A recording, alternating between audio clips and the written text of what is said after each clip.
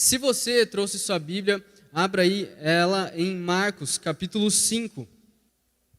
Marcos, capítulo 5. Antes de ler com vocês, eu quero pedir para você fechar os seus olhos para a gente orar.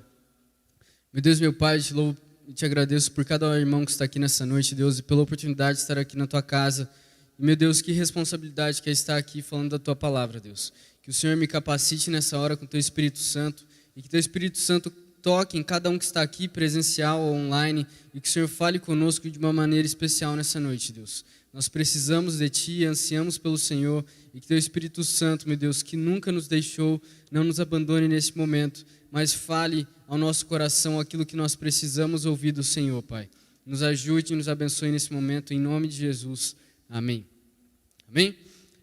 Aqui em Marcos, capítulo 5, a gente vai ler sobre a história de um rapaz que é um endemoniado, lá gadareno. E essa história fala a respeito de um homem. Eu quero ler com vocês que ele teve encontro com Jesus. Diz assim, Marcos 5, a partir do primeiro versículo. Eles atravessaram o mar e foram para a região dos Gerazenos. Quando Jesus desembarcou, um homem com espírito imundo veio dos sepulcros ao seu encontro. Esse homem vivia nos sepulcros e ninguém conseguia prendê-lo, nem mesmo com corrente, pois muitas das vezes lhe havia sido acorrentados pés e mãos, mas ele arrebentara as correntes e quebrara os ferros de seus pés. Ninguém era suficientemente forte para dominá-lo. Noite e dia ele andava gritando e cortando-se com pedras entre os sepulcros e nas colinas. Quando ele viu Jesus de longe, correu e prostrou-se diante dele e gritou em alta voz: Que queres comigo, Jesus, Filho do Deus Altíssimo? Rogo-te por Deus que não me atormentastes. Pois Jesus lhe tinha dito: saia deste homem, espírito imundo. Amém? Essa história, até que ela é conhecida, ela fala a respeito de um endemoniado que teve um encontro com Jesus. Esse rapaz, eu quero pedir para você deixar a sua Bíblia aberta, que a gente vai ler mais versículos, fala a respeito desse homem, que ele se encontrava perdido e longe dos caminhos de Deus. E quando começa a falar as características dele, fala que ele tinha uma força tão grande, que quando tentava amarrar os seus pés ou as suas mãos com correntes, ele conseguia, ainda assim, arrebentar todas essas correntes, e que ninguém era suficientemente forte para dominá-lo. E quando a gente vê essa questão de um rapaz endemoniado, ele ainda fala que ele se cortava e que ele saía gritando. E a gente vê que muitas das vezes a influência de demônios na vida de uma pessoa não tem muito só a ver com a sua força física, mas tem a ver com o seu psicológico. E quando a gente continua lendo essa história, ele chega para Jesus e pede para ele não mandar ele embora, para ele não atormentar ele ainda. E, se possível, para eles irem para uns porcos que tinham naquela região. E Jesus acaba deixando os demônios saírem de lá, que eles tinham por nome Legião, e irem para esses porcos que estavam ali perto. E esses porcos, eles pulam de um penhasco e eles se suicidam. E esse homem, ele é liberto. E o que acontece quando uma pessoa é liberta de demônios e ela tem um encontro com Jesus? Ela não será a mesma pessoa. E quando as pessoas chegam para ver que ele estava sentado, vestido e em perfeito juízo, as pessoas ficam com medo. E quando elas ficam com medo, elas saem espalhando para a cidade aquilo que aconteceu. Que alguém provavelmente libertou aquele rapaz e que vários porcos tinham sido mortos.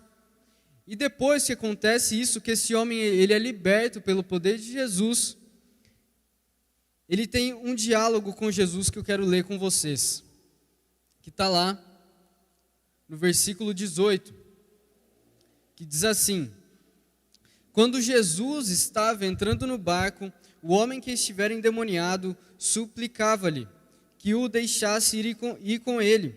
Jesus não permitiu, mas disse: vá para casa, para a sua família, e anuncie-lhes quanto o Senhor fez por você.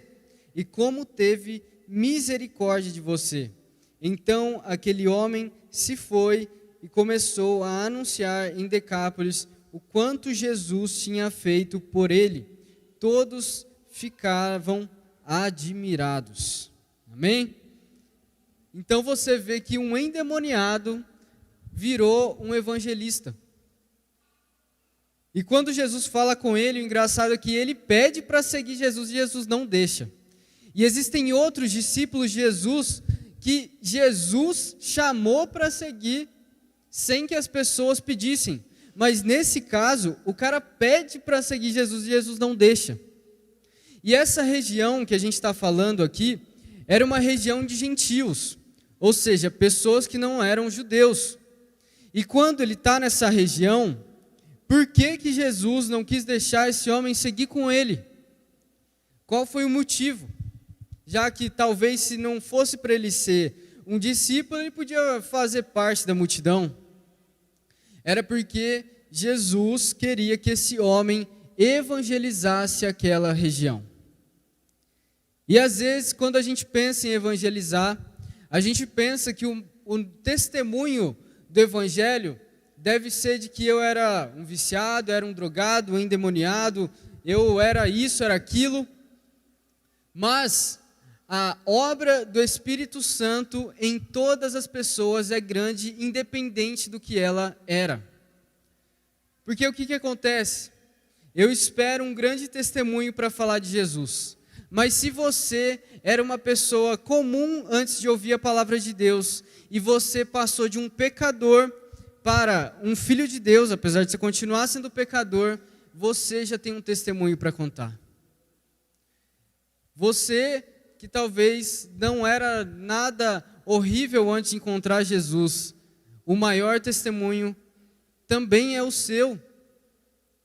Eu quero falar isso porque às vezes nós mesmos diminuímos a obra que o Espírito Santo fez em nós.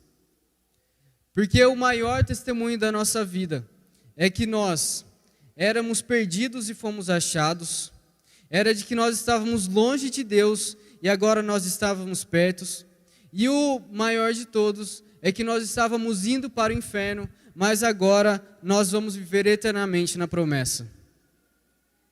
Então, não diminua o que o Espírito Santo fez na sua vida. Não diminua a obra do Espírito Santo em você. Não pense que a obra foi pequena porque antes você fazia nada e agora você vem para a igreja. Porque uma das maiores dificuldades é convencer um homem do pecado. Ainda mais no mundo orgulhoso que nós vivemos hoje em dia.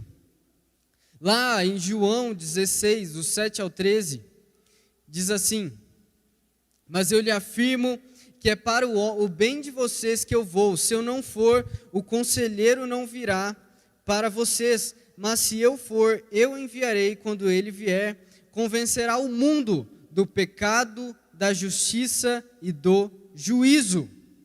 Do pecado, porque os homens não creem em mim; da justiça, porque eu vou para o Pai e vocês não me verão mais; e do juízo, porque o príncipe deste mundo já está condenado. Tenho ainda muito que lhes dizer, mas vocês não podem suportar agora. Mas quando o Espírito da verdade vier, ele os guiará a toda a verdade. Não falará de si mesmo, falará apenas o que ouvir, e lhes anunciará o que está por vir. Então, quando alguém perguntar para você o que Jesus fez na sua vida, você pode falar que a obra foi grande. Se você era uma pessoa totalmente tranquila antes de converter, e você ainda continua tranquilo, a obra de Deus foi grande na sua vida. Não diminua o que o Espírito Santo fez em você. Amém? E quando nós falamos a respeito de um endemoniado que foi curado e depois ele começa a evangelizar. E eu quero falar com vocês a respeito do livro de Hebreus, não precisa abrir ainda. O livro de Hebreus, ele fala a respeito da soberania de Cristo. O livro de Hebreus não tem uma autoria definida, até hoje ninguém sabe qual foi a pessoa que escreveu. Alguns acham que foi Paulo, outros acham que foi outros autores, mas ninguém sabe até hoje. E o livro de Hebreus, ele fala a respeito de 3 pessoas, para 3 pessoas. Para cristãos, não cristãos e para não cristãos céticos. E em todo momento ele quer falar que Jesus é o Filho de Deus. Amém? E esses Hebreus que nós vamos ler agora, ele lá em Hebreus 10, 32 e 33, não precisa abrir ainda, fala assim: lembrem-se dos primeiros dias, depois que vocês foram iluminados, quando suportaram muita luta e muito sofrimento, algumas vezes vocês foram expulsos em insultos e tribulações. Em outras ocasiões, fizeram-se solidário com os que assim foram tratados. E em Hebreus, pode abrir agora, lá no capítulo 2.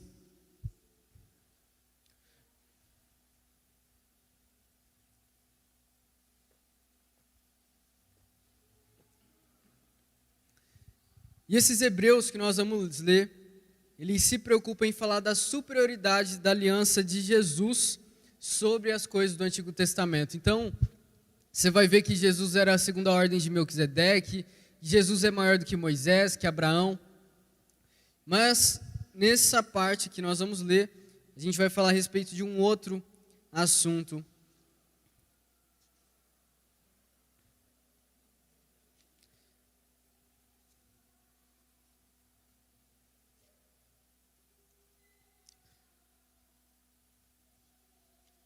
Hebreus, capítulo 2, vamos ler a partir do versículo 1. Diz assim: por isso é preciso que prestemos maior atenção ao que temos ouvido, para que jamais nos desviemos. Porque se a mensagem transmitida por anjos provou a sua firmeza, e toda transgressão e desobediência recebeu a devida punição, como escaparemos nós se negligenciarmos tão grande salvação? Esta salvação, primeiramente anunciada pelo Senhor, foi-nos confirmada pelos que a ouviram. Deus também deu testemunho dela por meio de sinais, maravilhas, diversos milagres e dons do Espírito Santo distribuídos de acordo com a sua vontade. Amém? Quero ficar com essa parte: como escaparemos nós se negligenciarmos tão grande salvação? E essa palavra negligenciarmos vem da palavra negligência. E o que significa negligência? Negligência, que significa desleixo, descuido, falta de zelo, falta de aplicação ao realizar determinada tarefa, é agir com irresponsabilidade ao assumir um compromisso.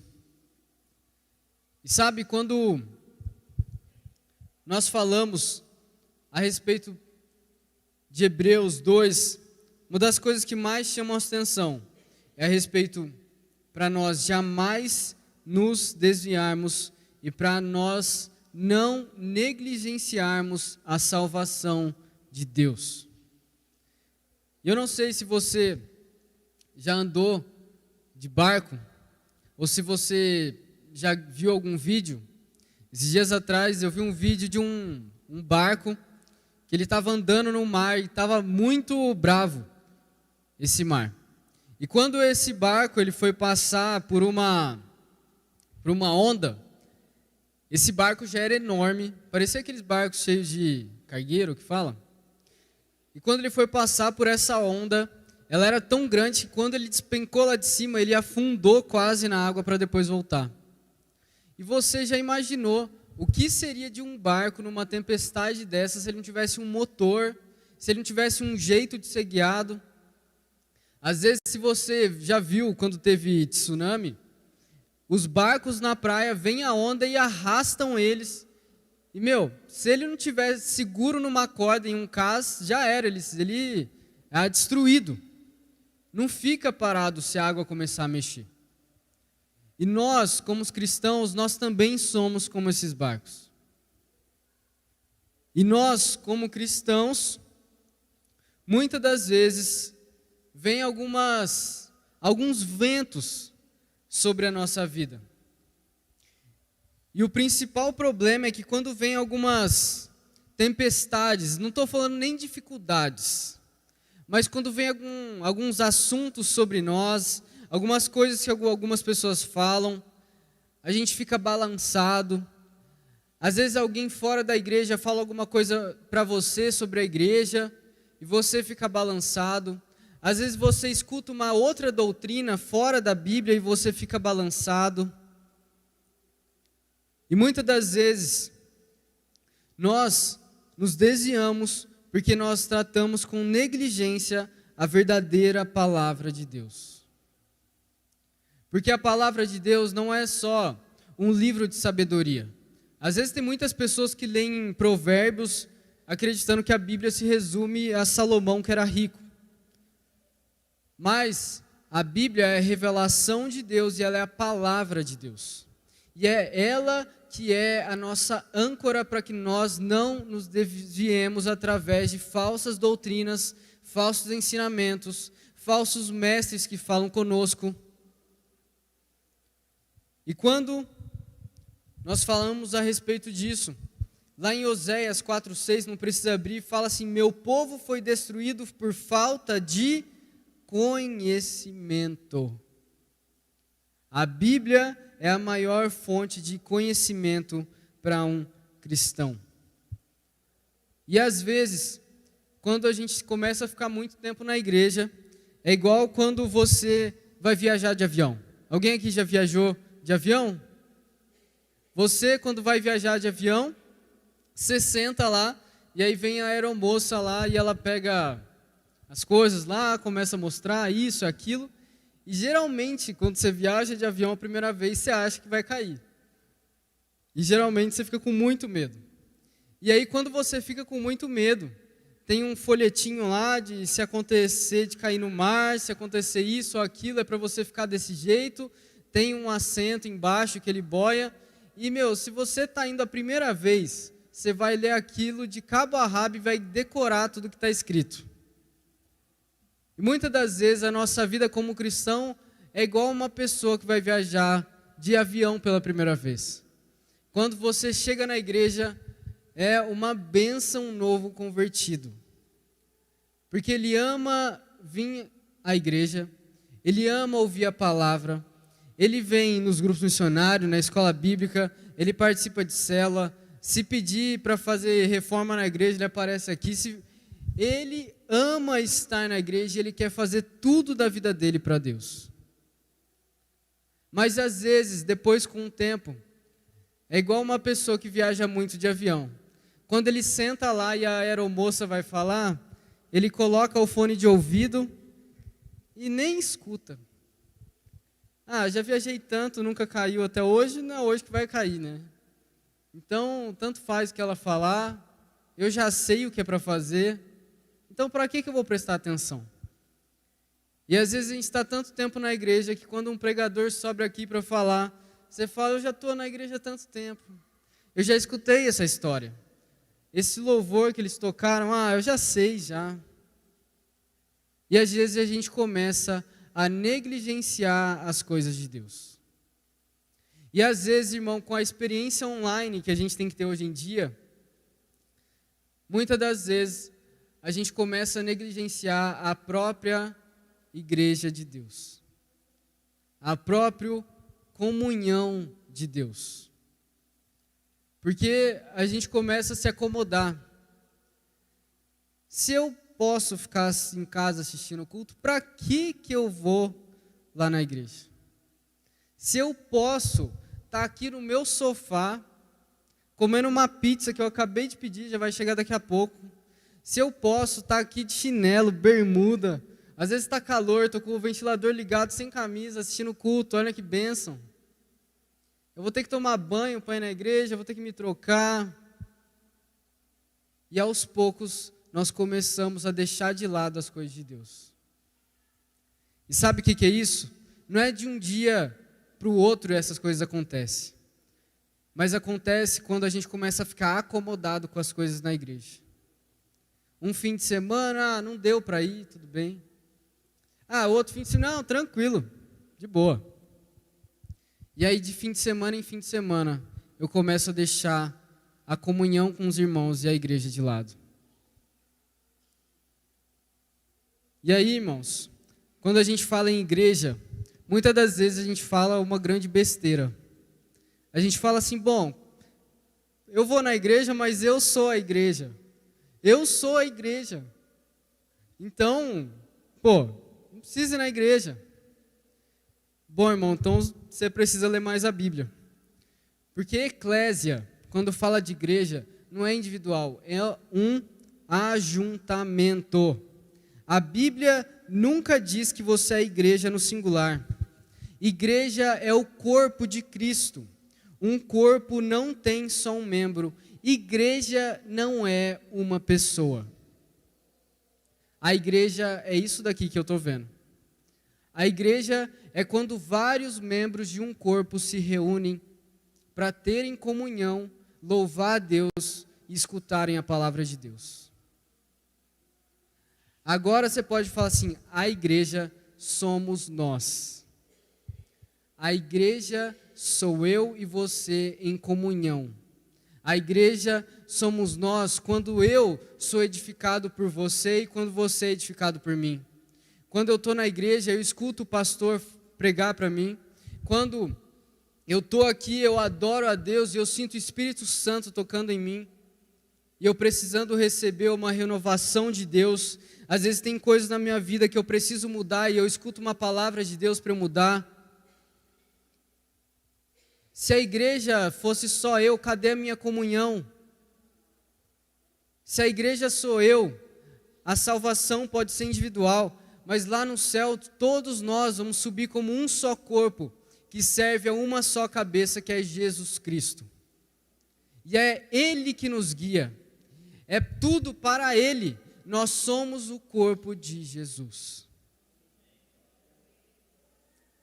E quando nós falamos a respeito disso lá em Atos 2, não precisa abrir não, Atos 2, 42 e 43 fala assim, eles se dedicavam ao ensino dos apóstolos e à comunhão, ao partir do pão e às orações, todos estavam cheios de temor e muitas maravilhas e sinais eram feitos pelos apóstolos. O que eles se dedicavam? Ensino e a comunhão. Ensino e comunhão. Sabe o que diz no Salmo 122, versículo 1? Alegrei-me com os que me disseram, vamos.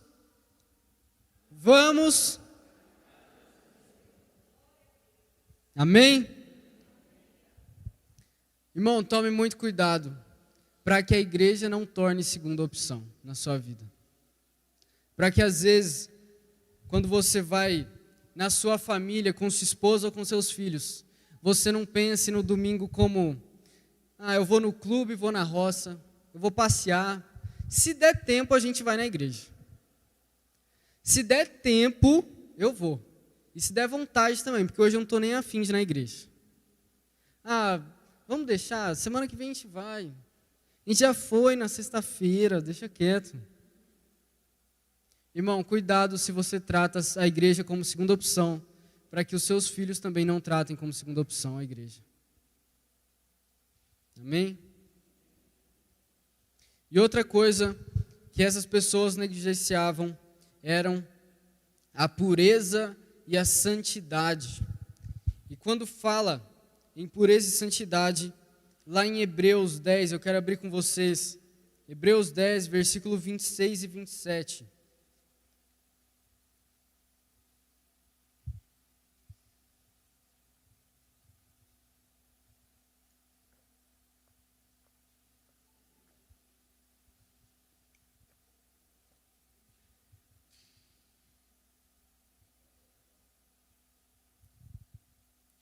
Hebreus 10, 26 e 27 diz assim: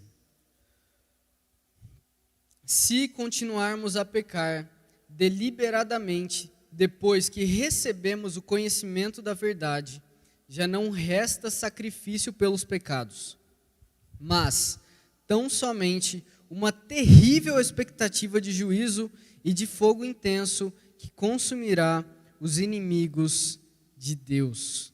O que ele fala nisso? Se continuarmos a pecar deliberadamente. E sabe o que acontece, irmãos?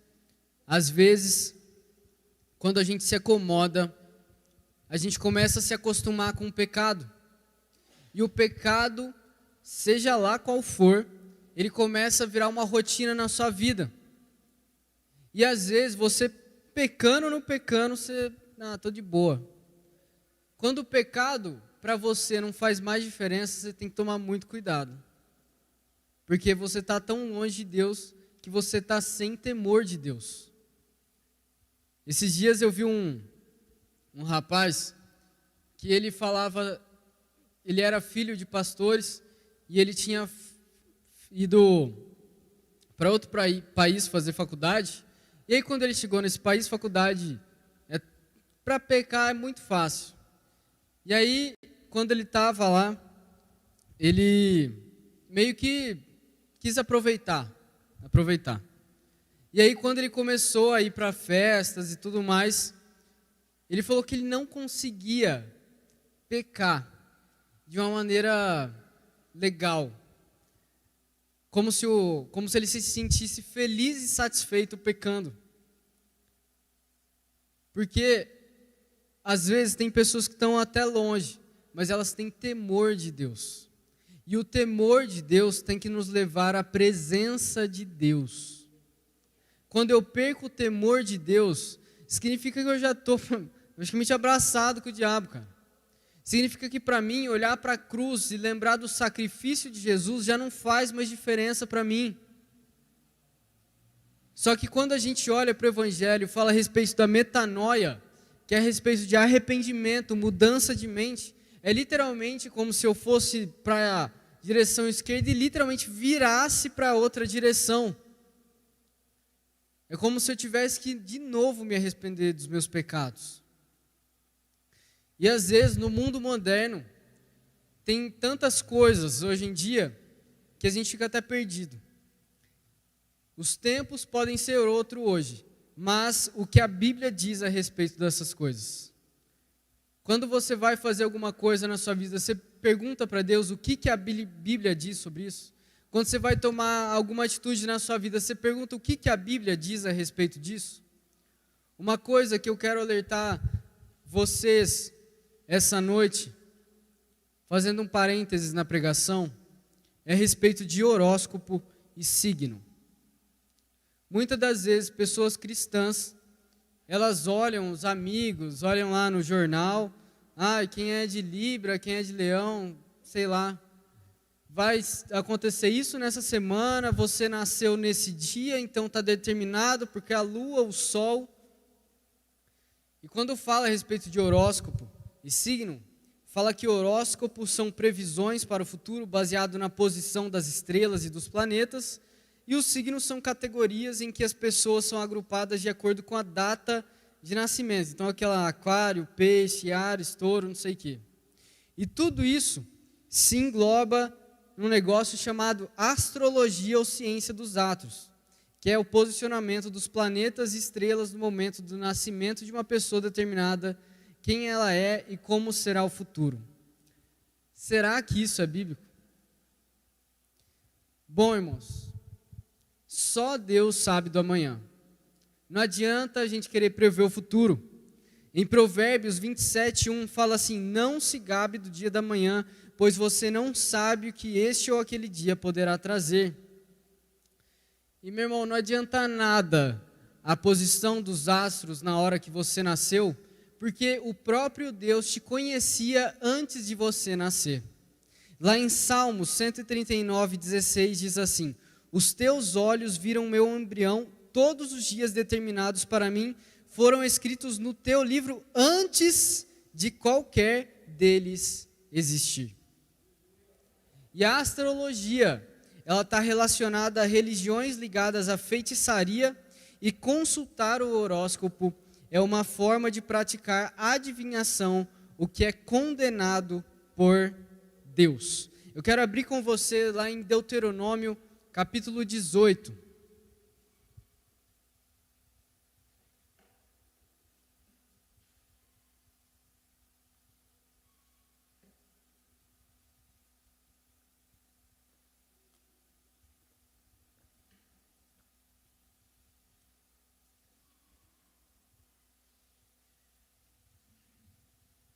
Deuteronômio 18, a partir do versículo 9.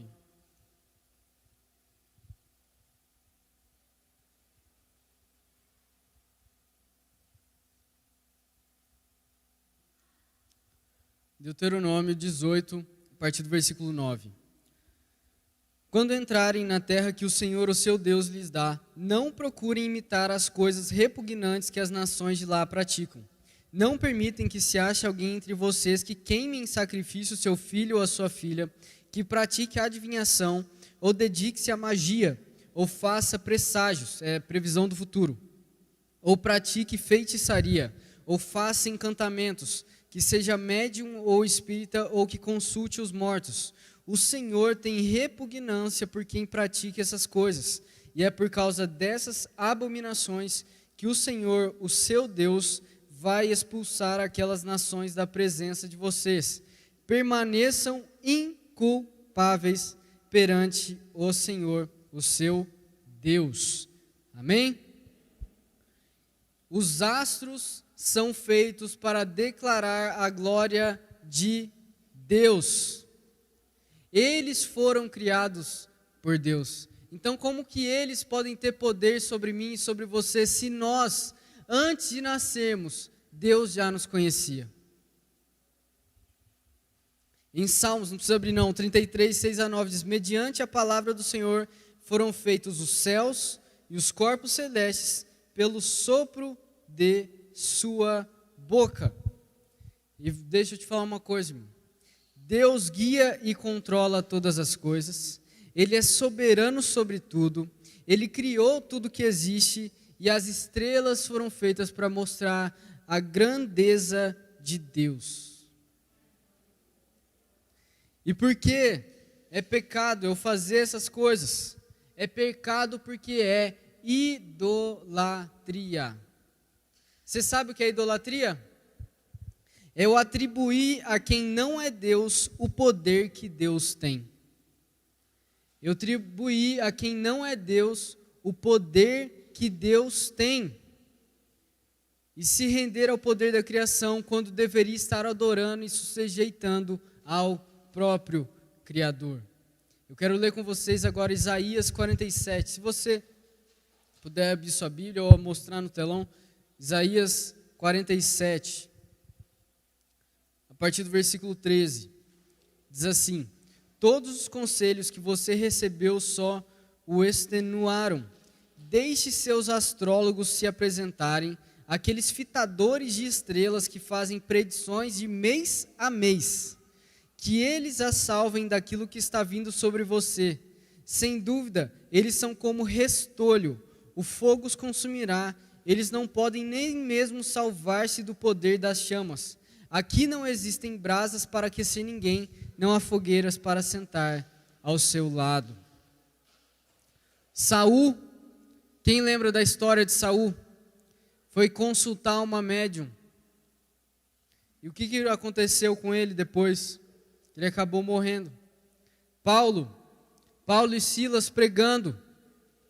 Aí chegou uma mulher que estava endemoniada, que ela fazia o quê? Ela fazia adivinhação.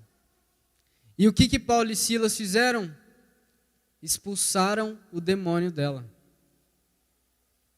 E o que aconteceu com eles? Foram presos. E outra coisa também, meu irmão, tome cuidado com as coisas que você tem na sua casa. É igual o filtro de sonhos.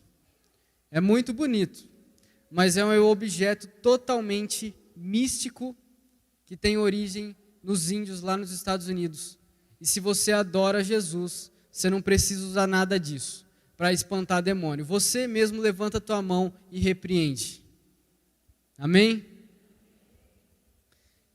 Voltando, quando nós falamos a respeito de pecado, nós temos um exemplo que era Paulo.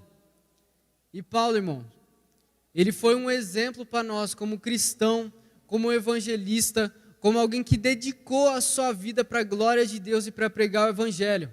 E sabe que jeito que Paulo tratava o pecado?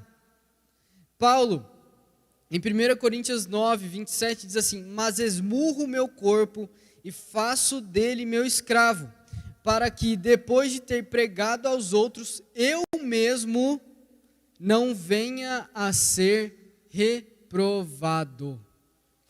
Então o que acontece? Às vezes a gente quer pregar para muitas pessoas e deixa de cuidar da nossa vida com Deus.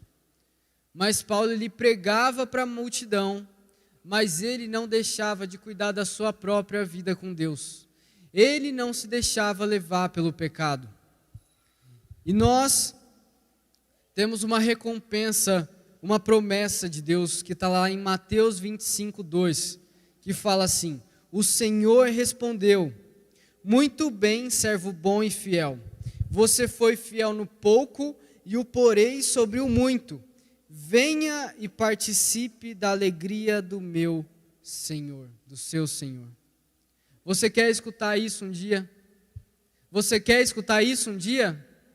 Continue firme na presença de Deus. Continue firme no caminho de Deus. Não se deixe abalar por doutrinas vãs, nem se deixe abalar por tempestades que venham sobre a sua vida, nem muito mesmo pelo comodismo, mas se mantenha firme. Seja um alerta para você mesmo. Se eu estou no caminho ou se eu não estou, o que eu estou fazendo com a minha vida espiritual? Eu preciso me manter firme dia após dia na minha vida. E não negligenciar a tão grande salvação que Cristo trouxe para mim. E para finalizar, eu quero pedir para você abrir em Hebreus capítulo 10.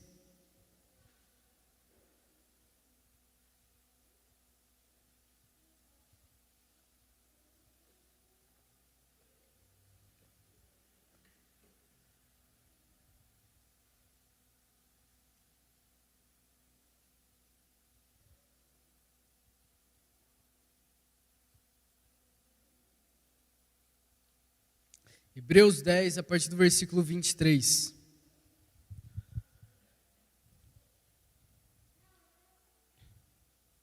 Hebreus 10, a partir do 23. Diz assim: apeguemo-nos com firmeza à esperança que professamos, pois aquele que prometeu é fiel, e consideramos-nos uns aos outros para incentivar-nos ao amor e às boas obras.